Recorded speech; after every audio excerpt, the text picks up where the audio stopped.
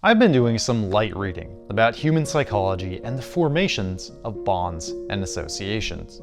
Humans can form bonds with each other, with animals, with objects, with just about anything. For example, I formed a bond with my turbo catfish Camaro. So last year, I bought a 2006 Pontiac GTO as a means of recapturing my relationship with that Camaro.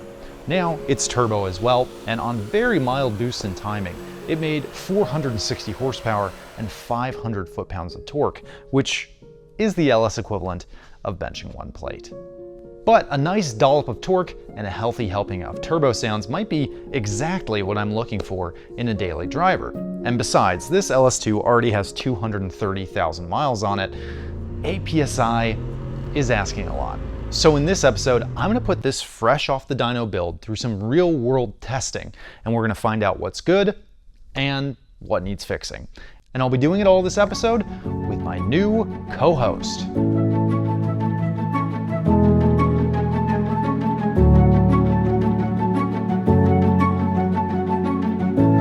This isn't my co-host, this is the new Traverse backpack from Quadlock, which they made in partnership with Thule. You might be saying, Ben, you're doing some blatant product placement right now. And I would say to that, no, I have never, ever done blatant product placement, especially not for Quadlock. If you ever see me doing product placement in this episode, you should call me out. It won't happen. My co-host is inside the Traverse. This is Erik the Extinguisher. And I've named him Erik after my real life brother-in-law, and I've put a little cutout on here of my brother-in-law's face because I've been reading about the positive effects of anthropomorphizing inanimate objects with regard to audience connection.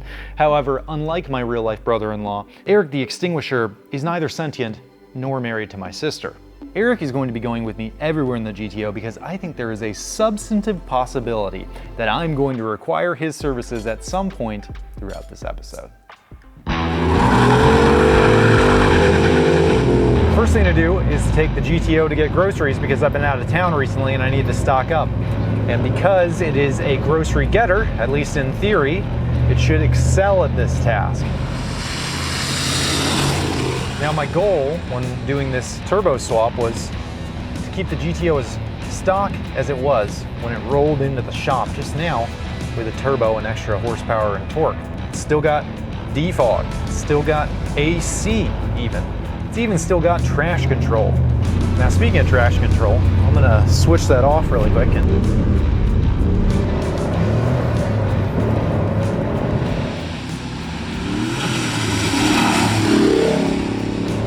it wouldn't have done that. You couldn't brake traction at will prior to this turbo swap. That is that's fun. You know, just good, clean, wholesome fun. So we made it to the grocery store basically entirely drama-free, but I am gonna bring Erik the Extinguisher with me just in case.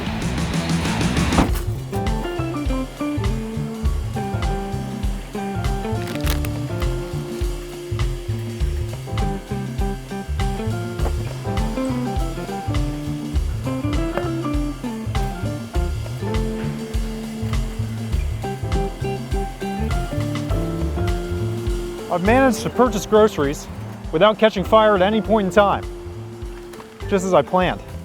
Now I'm gonna put Erik back in the car. I'm gonna go and put these groceries in the refrigerator, and I'll see you at the next test. You might have found another reason why we're keeping Erik around. Just need to patch that, whatever that is.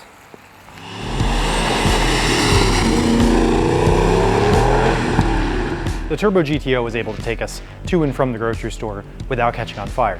Not without lack of trying though. Luckily we did this drive in the rain, which actually showed us just how much oil seems to be leaking, and I would wager that I know exactly where it's coming from. Probably the turbo, because the turbo has introduced 4 new oil connections onto the engine. 2 from the engine and 2 to the turbo. We can see exactly where it's coming from. There's oil everywhere. There's oil in the intercooler pipe. There's oil just actively dripping currently. That's a lot. Actually got oil on the exhaust. This is the up pipe, or the U pipe.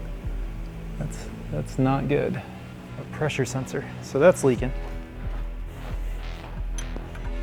we have oil here at the feed, just a little bit. I don't think that's the main source. I think our main source is that guy right there, our drain.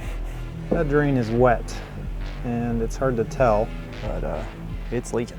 Now, this is exactly why we have to do shakedowns like this on fresh builds, because it is very common for fittings and stuff like that to start to leak even when...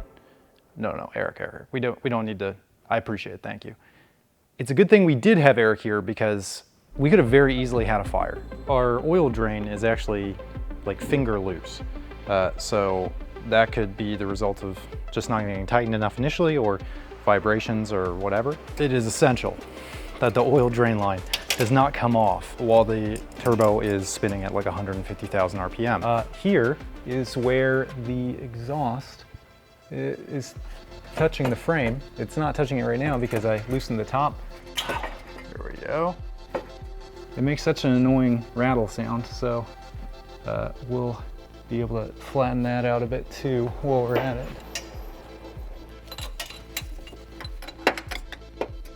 Nice, okay. So that's good. Excellent. Let's try hammering. I think that might be the move. Pretend you're a blacksmith.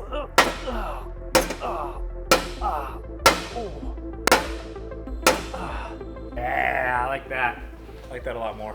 Okay, cool. Previously had to hammer a couple spots in this U-pipe to get it to not hit the O2 sensor. Things shifted after we started driving the car, and it is definitely hitting the O2 sensor. Rather than try and just bang this flatter and flatter, what I'm gonna do is bang this flatter, but also bend the angle that this O2 sensor is coming out just slightly to get it to point more upward. We have it now at a nice angle. It's now bending up slightly. So hopefully less likely to hit the U-pipe. It's no longer touching. On to the next test. I've been doing a lot of reading about parasocial relationships between people that watch content on the internet and the people that make the content that they watch, and how those relationships grow. And one of the key factors to growing these relationships is personal information. The more that you know about me, the more you think you actually know me. And the result of that is something even more beautiful than human connection: ad revenue and increased click-through rates. So you already know that I have a brother-in-law named Eric, but did you also know that I personally enjoy recreationally running?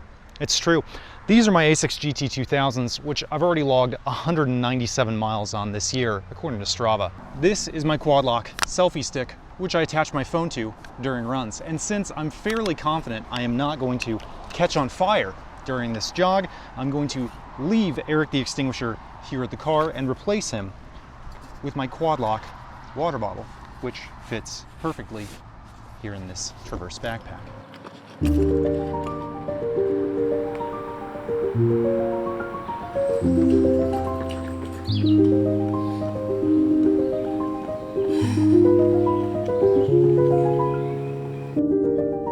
might be saying, Ben, you're doing some blatant product placement right now. And I would say to that, no, I have never, ever done blatant product placement, especially not for quad lock. Love, that's what makes a quad lock quad lock.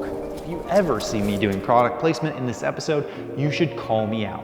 It won't happen. If loving quad lock is wrong, go ahead and quad lock me up. We're just doing a light half marathon today because I don't want to tire out my cameraman Cam too much. There's a little bit more parasocial information for you. Now you know my cameraman's name is Cam. Whew. Hey Strava, go ahead and set my relationship status to single. Oh, what a beautiful day to get out into nature. Makes me want to take the GTO out somewhere like this. now that it's all fixed up, we can do just that. And I've been doing some reading recently about the psychology of entertainment, and there's a premise called portioned audience gratification, or simply always leave them wanting more. It's the reason that cliffhangers exist and why you might see one of your favorite actors, but only in a guest starring role on a television show, rather than as a series regular, because every time they're going to be on the show, you know it's can't miss television.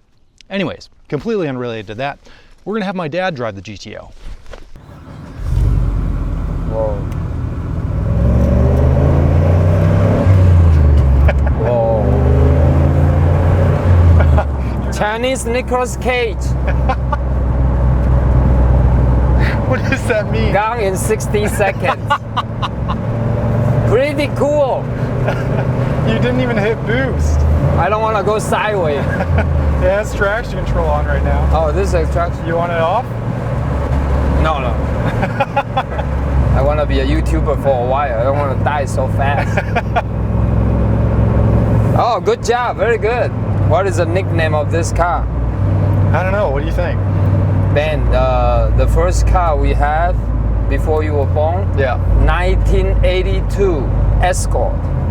Ford Escort? 4-speed, 42 horsepower. The one that the rally, okay? The trunk slammed down. Okay. Yeah, the rear wheel drive one. Really? Yeah. Mommy named it Connie. Connie? Connie. I'm like, American name car?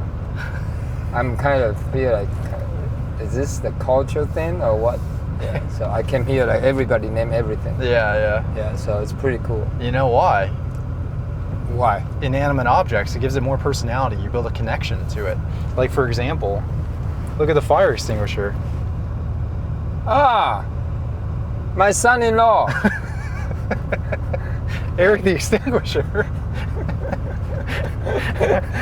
I think this one, maybe you name it flat pipe. Flat pipe? Yeah. At the bottom of the hill here, can you downshift? And I just want you to get into it like one time. Okay. Hold on, not fourth. Fourth is too fast. Third gear, yeah. Oh, third. Oh, the transmission is very very good. smooth, right? Downshift. Third gear.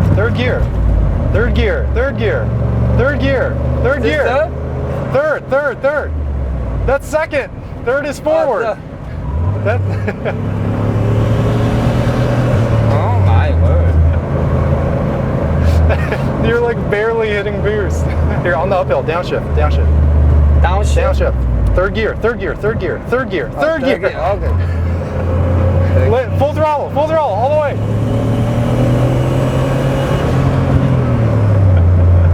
I can go to jail. Be careful. I taught Benjamin how to drive on this mountain road. He did. When you were what, 16? Yeah. 89 Honda Accord, 5-speed. I told him to lock on the second gear, don't shift. Remember? I still remember I said that. I remember. I said, don't worry about shifting, just hold it in second gears. We had a good time. The next day, I saw my car, the right front corner damaged. And I said, did you go back again? He did. I think he locked it in the first gear, not second gear. I drove it here. The single went out on overdrive. Then without overdrive, I gotta hold it in fifth gear. Okay. After a while, it got old. I said, forget it. I need to talk and hold the gear to drive. So I let it go. 280,000 miles.